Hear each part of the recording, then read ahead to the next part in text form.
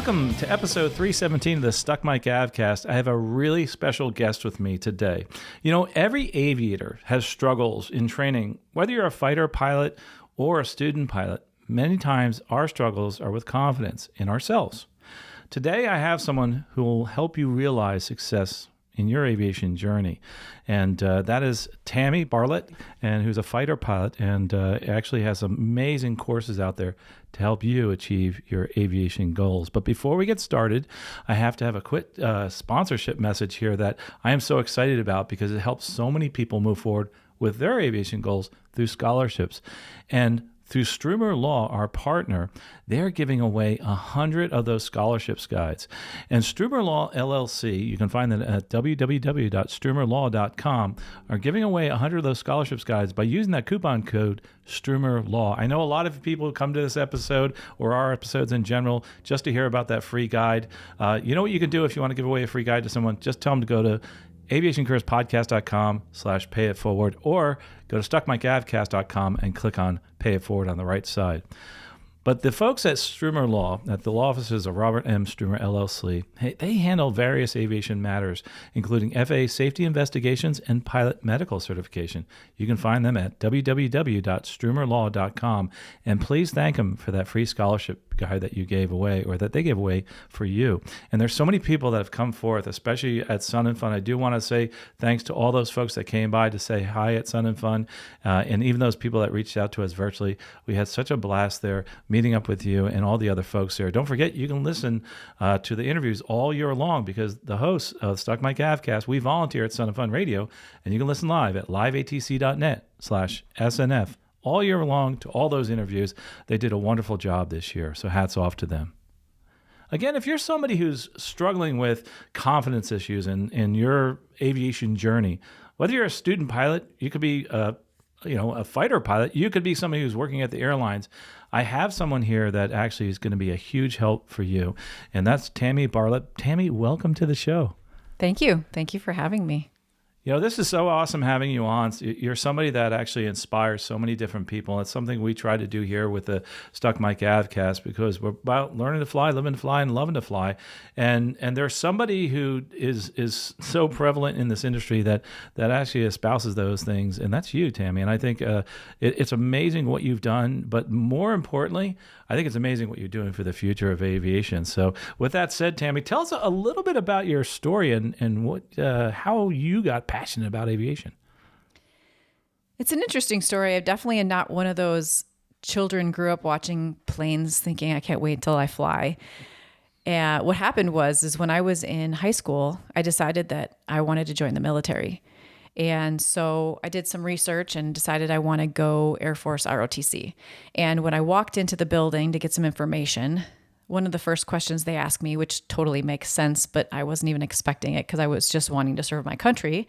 They said, okay, well, do you want to be a pilot?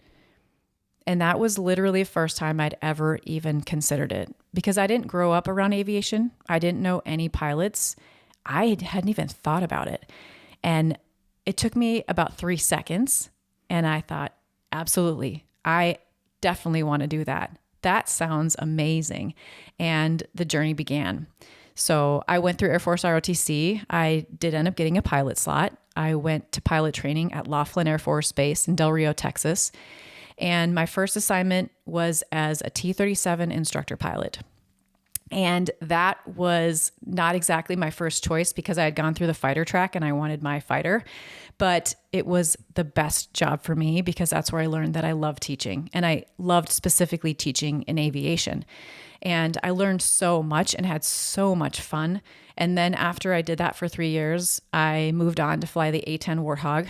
I was in Tucson at Davis-Monthan, and then I also went to Korea, came back to Tucson, and then I ended up unfortunately having cervical spine reconstruction due to an aircraft injury. And I transitioned to fly full-time in the Air National Guard for Arizona into the MQ-1 and the MQ-9, so the Predator and the Reaper. While I was in that community, I also was in the first weapons school class for the MQ-1 and the MQ-9. So I went through weapons school, and at the time I had a 3-month-old and an 18-month-old. So that's a crazy story, but I just went there because I wanted to learn more so that I could teach my squadron more because I felt like I didn't know enough and they kept asking me everything and I just wanted to learn more. And so I did that. And then after doing that for several years, I decided I wanted to get back into a high G cockpit. I got a waiver or an exception to policy, and I ended up spending the last 6.5 years teaching in the T-38 back at Laughlin Air Force Base in Del Rio, Texas, and loved it. Loved teaching. And I retired in 2018. And that's where my actual flying ends, and it, transitions into the mental performance aspect of aviation, because I retired so I could spend time with my family and my kids, but I had to do something with all the knowledge I had. And that's where this all came from. Well, hats off to you and your service, and the fact that somebody actually outside the zone of most people inspired you into aviation. Weren't even really thinking about it, were you? No, I not because, just simply because I didn't know about it, you know? One of the things that's interesting here, and this is one thing I want to key on, and life is truly a serendipitous journey. Sometimes we really don't know who's going to inspire us. It could be just a little, thought in the head, in the mind, to move us into a journey that becomes life-changing, actually, and becomes your life goal and your life's work, which is terrific that you actually tuned in on that. And you went far above and beyond most. Just looking at an interest in aviation and the fact that you actually did this as an instructor. Going back to what you said, something I want to key on is the fact that you didn't really maybe know you liked to teach until you started doing it. Yeah.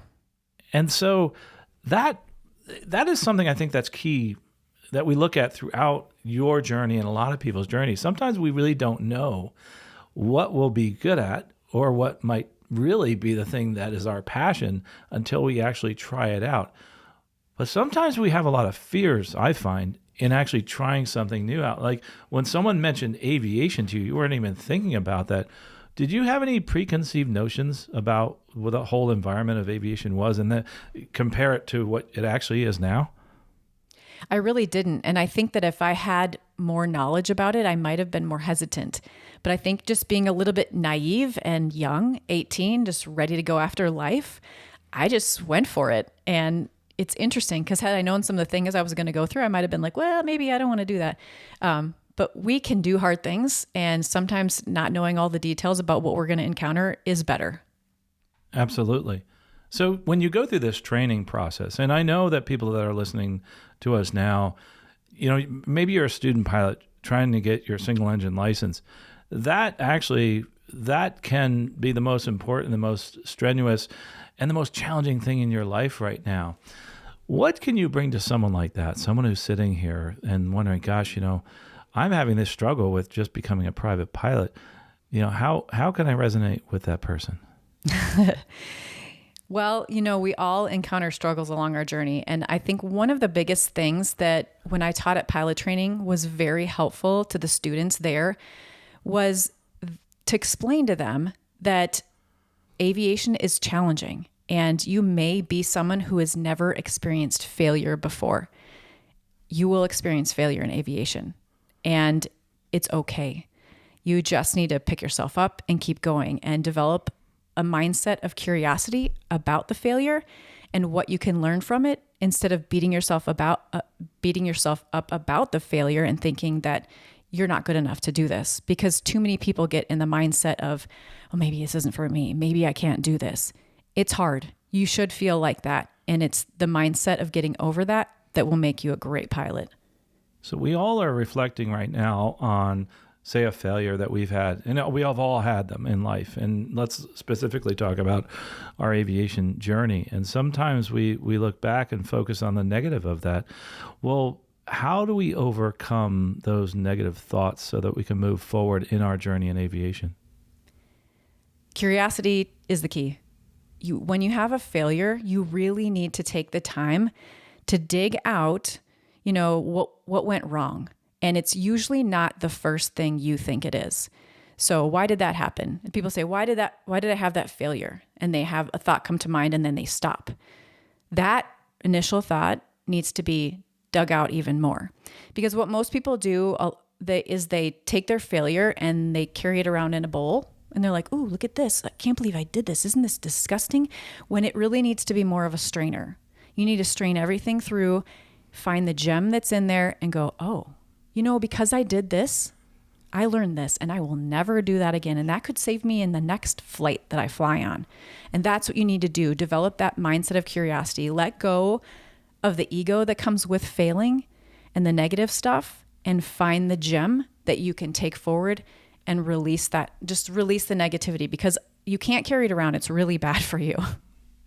We all have failures. I mean, we look at someone like yourself, who's incredibly accomplished as a pilot, as an instructor, fighter pilot.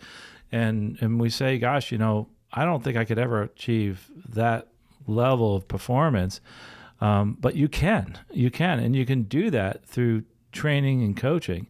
And I think that's probably what we're going to get at here, is that you've been able to develop a system that enables us to get over those failures and to increase our performance, and really no matter what we do, but focusing today on aviation. So tell us a little bit about that, why you feel that, and I don't want to put words in your mouth, that performance training is this powerful multiplier towards success.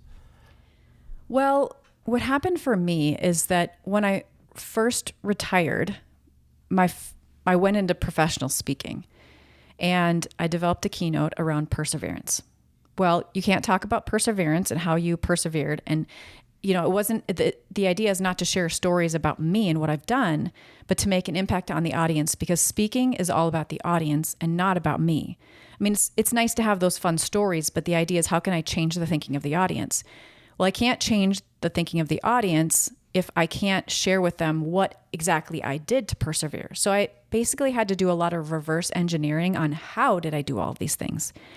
And I slowly discovered over time that I was applying techniques that were being used in mental performance training for athletes, but I was just kind of doing them naturally. And some people, some very successful pilots, they just are wired that way. So there's pilots out there who tell me, Tammy, this stuff isn't useful. But this is trainable content. And so then what happened is I looked back at my instructing career, and I realized that I was giving mental performance training and not even realizing it. So what I did was I spent the last 6 years studying mental performance training for athletes and shifting that content into the cockpit so that people could relate directly with it instead of trying to translate it from athletics into the aviation.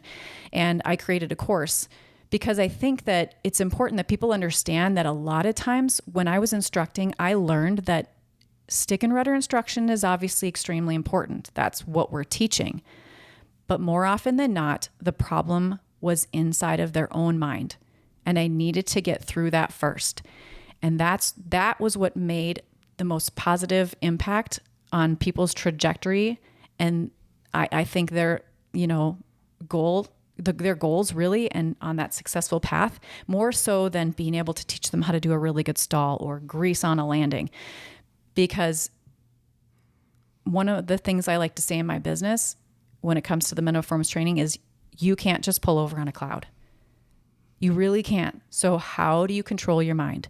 How do you not get stuck in your own thoughts? How do you get rid of that mistake you just made so you can fly what's still coming up ahead of you and do it safely and get yourself under control and ready to perform? I mean, and I also teach techniques on how do you do that pre-game, essentially pre-flight, so you're more prepared when you go in there, or you're excited about your flight instead of nervous about it. I wish I could replay that to all of my students. And I've been, for 30 years been teaching. And I think the biggest part of learning to fly or moving forward in your aviation career is the head game. And that's something, I love how you said that, because that is probably I could teach anybody anything in flying, but it's teaching them how to overcome their failures and also their lack of confidence. But there's a way to do that. And I don't need to replay what you just said, because there's something out there that they can look towards to be able to get help. And that's actually on your website. And that website is? crosscheckmentalperformance.com. crosscheckmentalperformance.com. And what can they find there? You will find all the information on my 4-week course. It gives you not only the upcoming dates that you can enroll in, you can schedule a 15-minute discovery call with me. You can find out what's specifically in each module, because it's a 4-week course where the content is released on a weekly basis, and it's all videos that you can watch on your own time. But we do incorporate a discussion group, so you can talk about the content, meet other people who are struggling with the same thing you are, which can be really powerful, and also work with me and or another qualified coach that runs those groups. And that's so important, I think, that, we look towards that. And I think there's a lot of people that are skeptical about it. I will say one thing, it truly has changed so many lives. And, having coached people for many, many years, I find that there's sometimes that one thing that's said, say in a coaching session, may not come from me. It may even be an example I give them, but it's somebody else that they resonate with that changes them for life, and they remember that going forward. And that's why I love this course. I haven't taken the course, but I've looked at a lot of the material, and I will say I'd highly recommend anybody looking at it at least to see if they're having any kind of struggles. And not just in aviation. It's like you can take so much away from that. I know you're focusing on aviation, but in life in general, anything that's really, really performance-based. But I love the fact that you are focusing on aviation. So for those people that are struggling with the fact that, hey, I messed up a check ride, what do I do now? And that's probably, so let's kind of speak towards that a little bit. That's probably the most challenging request that I get from people is I just, I didn't pass my check ride. And right. And it's one of those situations that can be devastating to someone unless they do something about it. So what would you tell someone who's just been through a big failure like that? Yeah. Well, they can apply some of what we already talked about, having the curiosity around their mistakes. Letting go the ego, right? Because that hurts us a lot. And then you really have to focus on figuring out what the issue was, right? And obviously fixing that, but spending some time giving yourself back the confidence, finding areas in your flying where you do really well and you can build yourself up so you can back to a place where you're not focusing so much on that one mistake. You need to spend time focusing on the things that you do right so that you can have that confidence to get back in the airplane and go after your next check ride and be excited about it and not nervous about it. That makes a big difference. So Tammy, if somebody's looking at actually getting one of these, this course or anything out there, are you running any type of specials or any type of coupons that you have? Absolutely. Anyone who's listening to this podcast can get $50 off the course if they put in the code EMPOWER, EMPOWER, EMPOWER, and you'll get $50 off the course. And we'll put that in the show notes using that coupon code, though, EMPOWER, if you want to get $50 off that course. So I appreciate that.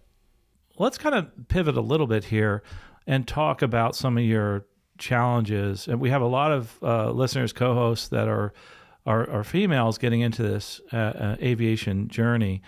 And as people know, I'm a big proponent of women in aviation. I think it's a wonderful group, a big tent. And this is over years, what challenges have you seen possibly for certain women that are getting into aviation, and how can this course apply to those people? Maybe a confidence issue, or maybe and we're seeing it now. The needle's moving, which is terrific, but there's still not very many women in aviation. Right? Can you speak towards that? Yeah. Well, people say you usually teach things that you struggle with, right? And so one of the things that people would always say to me years ago when I'd talk about lacking in confidence, because I like to be very authentic and just so people feel like they're knowing who I really am and I'm not just putting on a front. Well, confidence was definitely something I struggled with, and people would say to me, "Wait, you're a fighter pilot. You struggle with confidence?" I'm like, "Well, absolutely. I'm human. Like, life is hard and this is hard, but we can get over that." And I think that as I was teaching as well, I learned that a lot of women, and even male instructors will see this, the confidence issue is a lot more common in women, or at least they show it more. I think that men still have it. They just don't show it as much.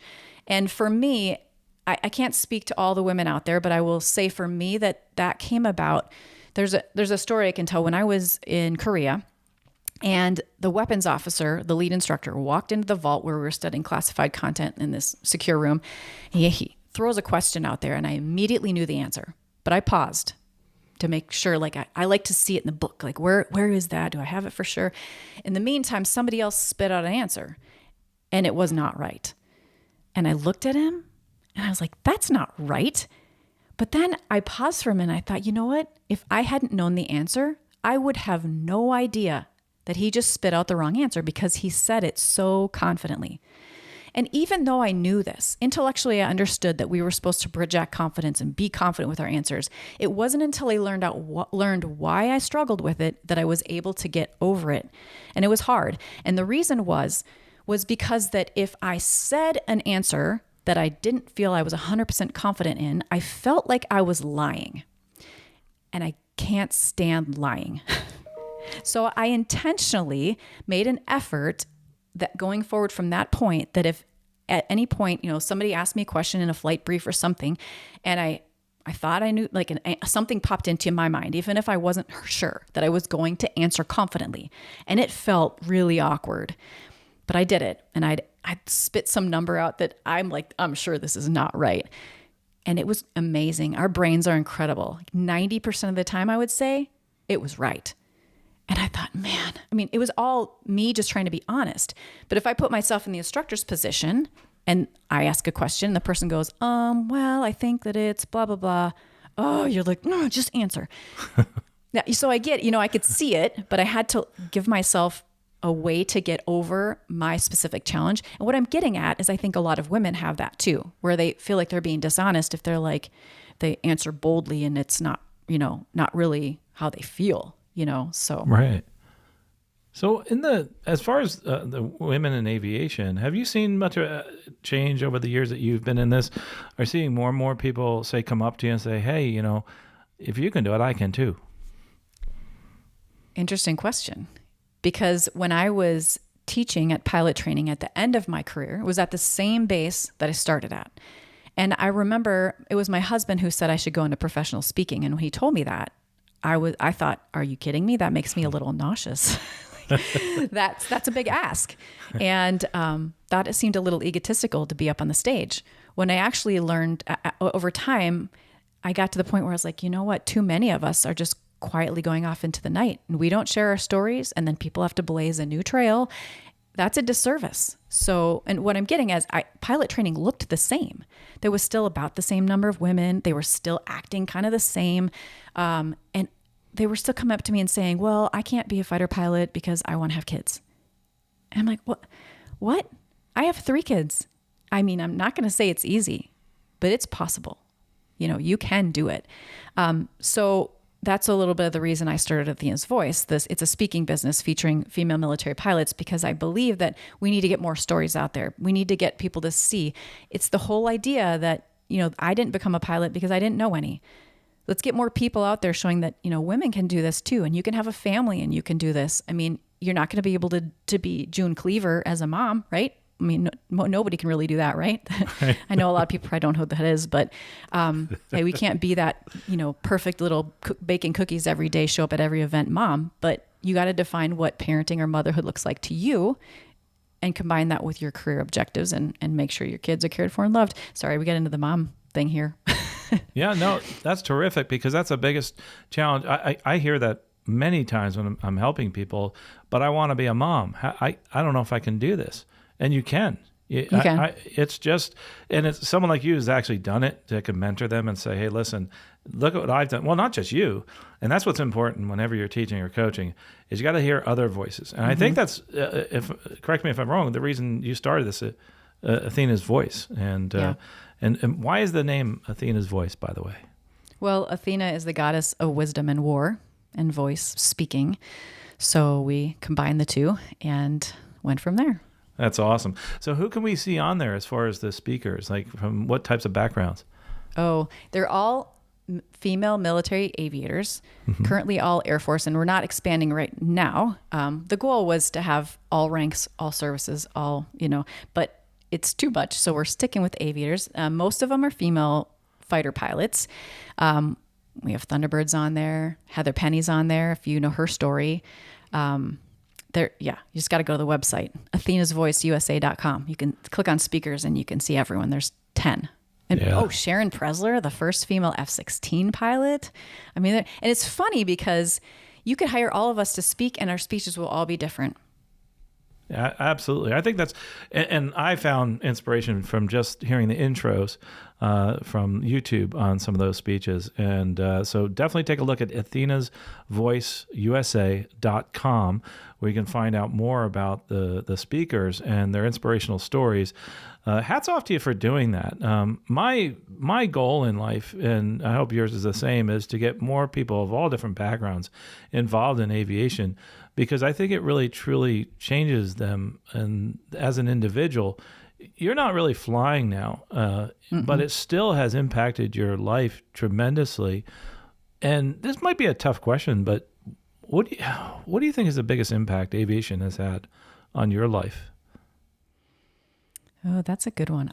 I think that aviation has truly helped me see my potential is always way beyond what I think it can be. Because when I got into the military, and specifically aviation, and I think that for me, being in the military was key because there's really no quitting. I mean, I guess you can quit. But you don't want that mark on you. But in my mind, I'm like, I can't quit. I have to do this. And when you don't have that option to quit, then you can go so far beyond what you think you can. So in my keynote, one of the things I do talk about is adopting a no-quit mentality. That when you set forth a goal and you do it in a way that you've thought about it, you've based it on your own personal core values. Like if you don't know your own personal core values, there's books out there. You can find those. I was unfortunately 42 and I figured mine out. And so if you set a goal that aligns with your personal core values, once you set yourself down that path, assuming nothing has changed, you should have a no-quit mentality, a mentality of, I will fail out before I bail out. Because I think the no quitting was one of the things that I learned in the military, and specifically aviation, is I got to go. I have to go. Like again, there's no pulling over on a cloud. You have to keep going. So. Absolutely. Some people are listening right now are in general aviation and they're looking at you saying, wow, I don't want to be a fighter pilot. I want to be a private pilot. Maybe someday get my instrument rating. There's a lot of significance to that. And, I know that both you and I have a few years of experience flying, but I feel that getting your private pilot certificate is an incredible accomplishment. And I have many reasons for that. Tammy, maybe you could relate, why getting that private pilot certificate can be similar to someone getting maybe their ability to fly in a fighter or becoming a fighter jock, that kind of thing. So tell me, why is that so significant to get your private pilot certificate? It's powerful. The thing is, I know a lot of people, like you're kind of alluding to, they look at me and they're like, oh, well, she can't relate. She's like so far down the path. But the truth is that I had a 1-hour student in my course. I loved it. It was amazing. And I was so excited. Everything she did, every ride she had, she came back with more successes because I think it's even more, it's more difficult in the beginning. It's bigger steps. It's once you've kind of got that first certificate, you're like, now you have the confidence. Some people say to me, well, how do you get confidence when you haven't done it before? Well, there's lots of ways to do that, but getting that certificate now is like, well, now I've done it once, I can do it again. So to get to that point it's powerful. And I remember when I first showed up at pilot training, I was rolling down Highway 90 in Texas and I looked up and I saw 2 T-38s and they were in formation, which didn't surprise me. That was common, right? Like the little fighter trainer. But then I looked up and I'm like, wait, they have their gear down. What's going on here? And they literally flew over me on the highway as I'm going to like show up to report. And I'm like, wait a minute, they're landing. What is happening? And I thought, I can't do that. There's no way I can do that. And I went, no. Like, delete that thought. There's a process here. Trust the process. I'm going to take this one step at a time. And literally I broke it down to like, I'm just going to get onto the base. I'm just going to show up. I'm just going to get my gear. Tiny little steps. So it's the concept of, You can look at the top of the mountain to go, yeah, that's where I want to be, but you cannot stare at the top of that mountain while you are on the journey. First of all, you'll probably fall off the mountain, but it'll be overwhelming. You'll feel like you're never getting anywhere. So you go, okay, that's where I want to go. I'm not going to look up there for X amount of time. And then you go to the rock, and then you walk up to the tree, and then you walk up to another point, and then you pause, take a rest, and look, oh my gosh, look how far I've come. And then you reset, top of the mountain again. Okay, and now I'm going to go back to the smaller goals again. There's a process to it. And making it to the top of the mountain, similar to getting to your rating, starts with maybe opening that gate to the airport or the door to the FBO and showing up and telling your instructor, hey, listen, I'm ready for my lesson, or I want to sign up for lessons. And your story, is one that inspires so many, but not just your story, but your ability to help people through their journey. And I think that's terrific what you've done here. Again, they can find you online, Athena's Voice USA. I love that website. But another way that they can more directly become involved with you is through the website. Yep. They can, if you want to go to Crosscheck Mental Performance, you can find me there, tammybarlett.com. You can find me there. And I'm happy to help. What I do want to throw out there with this course specifically is it is for anyone who, I've had a 1-hour student take it. I've had a 5,000 hour CFI take it. And he said it was his best birthday present he ever bought himself. Because it's for anyone. I've had people say that it helped them in their life. It helped them sleep. You never know what's going to happen. But the key is that, when you look at the cost, realize that for the cost of 2 flights, you can help yourself with all of your flights going forward. And that's what I love about it. I just love helping people just not only be better pilots, but feel like they're having their life is better. TammyBarlett.com. It's the easiest way to find out more about everything that she's doing, and also all of her friends are doing, both on Athena's Voice and everything else out there. Tammy, I do want to ask you a couple of questions about general aviation. I know you probably aren't that involved with GA, but if I was to ask you maybe your favorite general aviation aircraft, what do you think that might be? Well, you're right. I haven't flown too many of them. But before I went to pilot training, I did have to get 40 hours in general aviation because the T3 program had gone away at that point. I really did enjoy flying the Piper Warrior. I thought that was a good little plane, and it was fun to fly. It's a fun to fly, and it's something you can use the rest of your life. And what amazes me is how many people that are ex-military, fighter pilots, et cetera, that wind up flying for the rest of their life in a Piper Warrior or a Cessna 172. Mm-hmm. Amazing how we go back to our roots, because there's something magical about being in the air and just getting up there and seeing the world from a much different perspective, realizing there's no lines drawn in the ground that differentiate states and people. It's all just one big world, and that's one thing that gets me excited, and I'm sure it also gets you excited. So hats off to you for that. I know that was probably during initial flight training that you got to step into that, but now you're helping people move the needle in many different aviation lives out there, which I think is awesome. Well, Tammy, thanks so much for coming here. I really do appreciate this. And if there's one thing maybe you could leave us with as far as, just a nugget of information for those that possibly are struggling with something during their flight training, what would that be? Well, there's one thing we haven't hit on that I think is really important. And what I like to say is strive for perfection, but don't be a perfectionist. So what does that mean? You can have the goal of having the perfect landing or the perfect ILS, but you cannot hold yourself to that standard. You have to give yourself some grace, curiosity about the errors you did make, and some grace about your mistakes. And you're going to progress forward much better than if you try and be a perfectionist and continually beat yourself up. Absolutely.